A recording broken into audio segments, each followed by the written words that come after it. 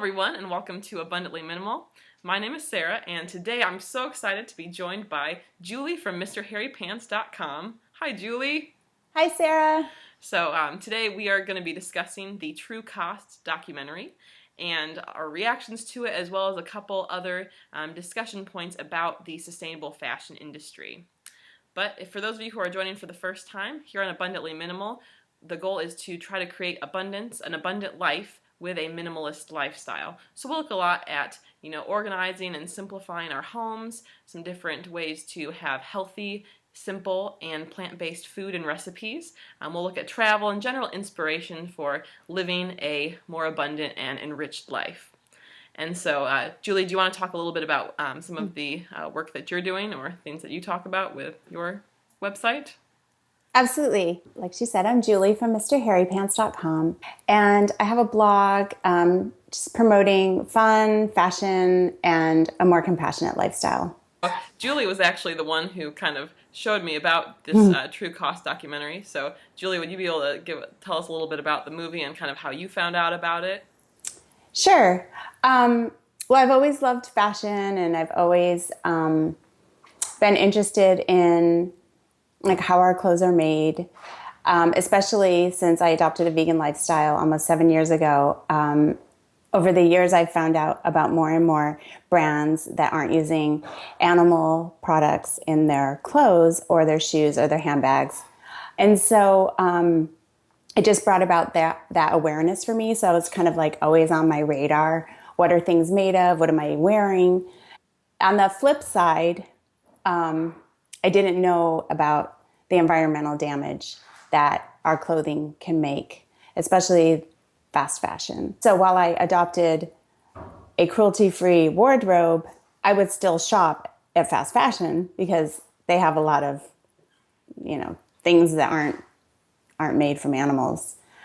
And then in Netflix, they have documentaries, and I just through some people I follow on YouTube and Facebook and whatnot that are in the industry, I saw the documentary, The True Cost, and so I watched it, and I was blown away, and it completely changed the way I see my clothes and how I shop and what I want for my life.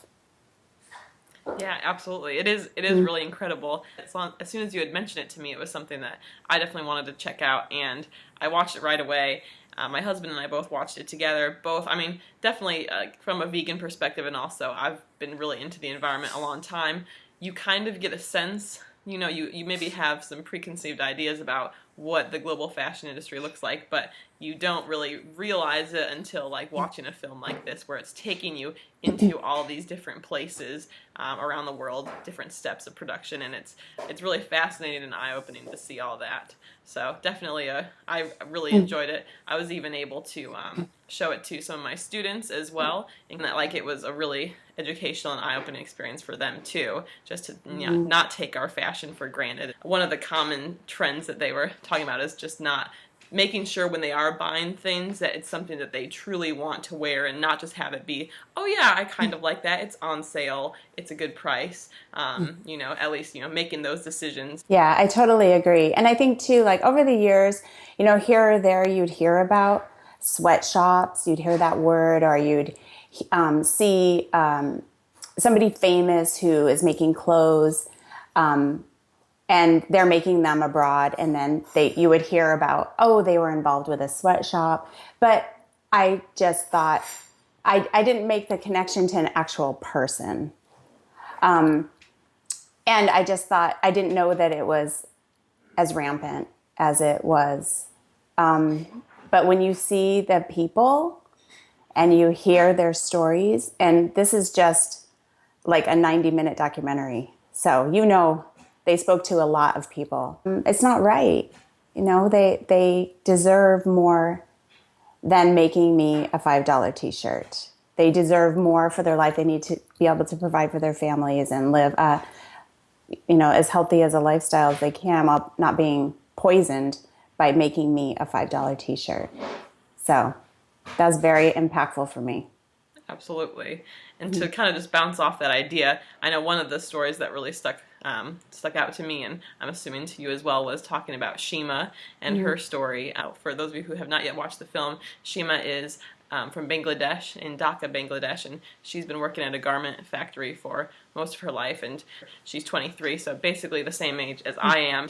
She's been doing this for years in the garment factory, paid so little. She's tried to take a leadership role and kind of was involved in a union sort of that they had organized, and even in trying to present these demands and their requests from the union to her owners of the factory. She and a group of other people she was who were also involved were beaten, and that point actually brought me to tears in the film when I was watching, to hear just about the struggle. And at the end of the day, all they're really asking for is, just a little bit more in terms of financial resources or, better conditions. And so that part really stuck out to me. And so definitely to think about, that's putting a human face to this problem, and to think about, every time you're seeing something made in Bangladesh or in any of these other countries, it's like, these are the stories of the people who are involved in this.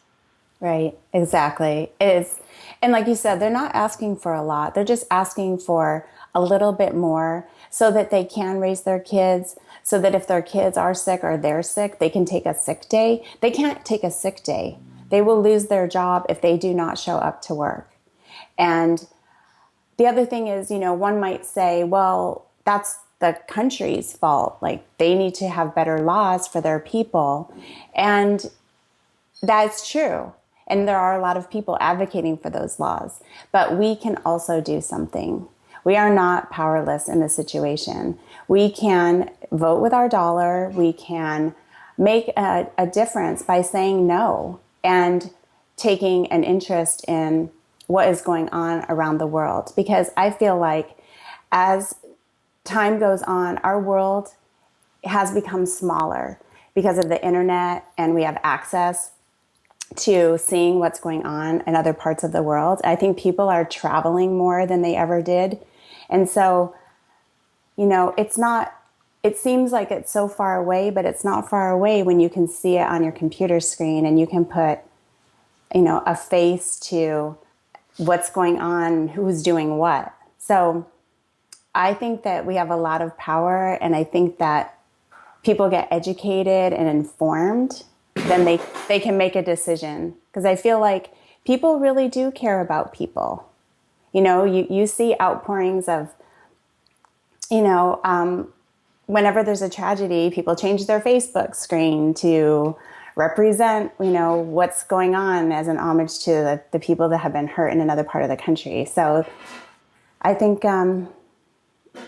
people are generally compassionate and want to help other people. And this is a way you can do it. And it's so easy to just, it is easy and it's not easy, but to just, say no, that you're not going to buy something that isn't going to be useful or is going to hurt somebody else. Absolutely. Another part that really stood out to me in the film was looking at the cotton industry. And since cotton is one of the main essentially crops involved in the fashion industry and in just clothing production, to look at both domestically the impacts cotton's having, also then internationally in India at the health impacts it's having there with different diseases such as liver cancers and jaundice, also different skin rashes and boils. Definitely seeing just how traumatic this can be, even looking at the case of when these farmers are growing pesticide-heavy cotton or genetically modified cotton, and then the impact of that it has on them and their families, not really being able to keep up with payments if the crop's not doing well, and then ultimately, unfortunately, hearing about over 250,000 farmer suicides that have happened in India. For me, after hearing about this, it really made me think just more globally about how GMOs and how the pesticides impact so much. These are things we're putting on our skin, and the people who are growing these are exposed to them. It really shows how important the organic cotton industry and just avoiding these pesticides can make such a huge difference. That's so true. And the makers of these pesticides, who also make the seeds, They need to answer a lot of questions.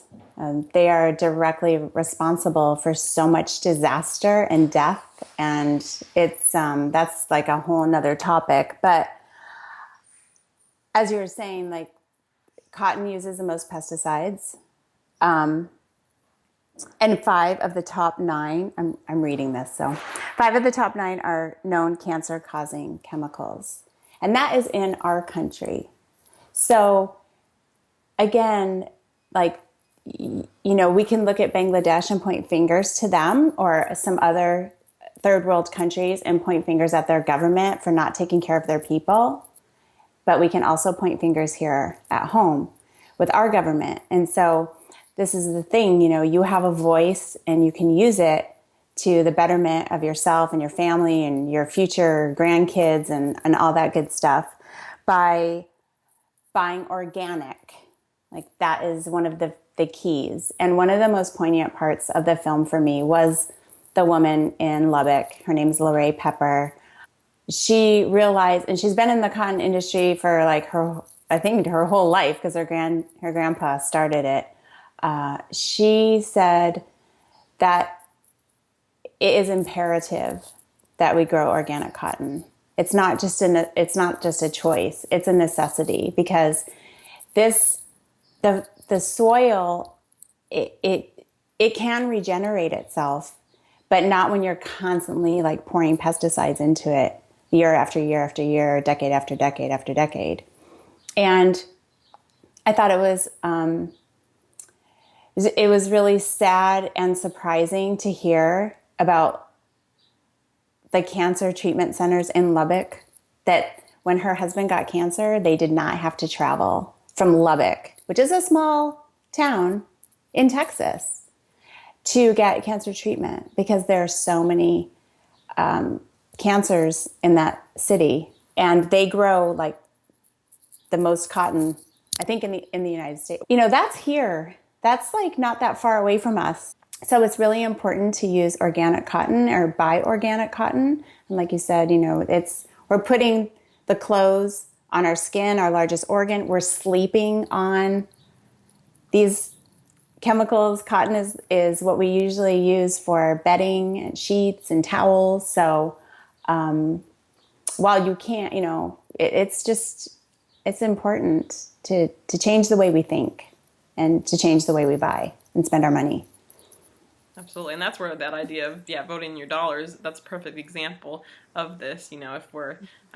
We can't count on these certain companies or, very large like seed or chemical companies to, make the decisions that are best for the people when you're not taking into account the health of the people who are involved in that production of your goods.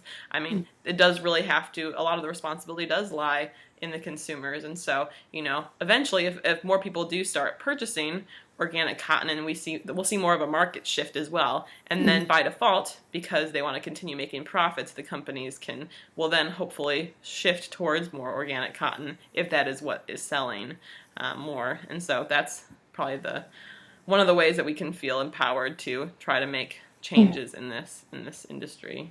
So thank you guys so much for checking out our video today. We have links in the description field below to all of the things that we've mentioned, including, of course, the documentary itself if you're interested in watching True Cost, which we both highly recommend. And you'll also be able to check out both of our social media links in the description below to kind of follow us and see more of what we're doing, talking about sustainable fashion and other topics that we focus on. So feel free to leave a comment letting us know what you think about these issues below. And thanks again for watching. Bye, guys.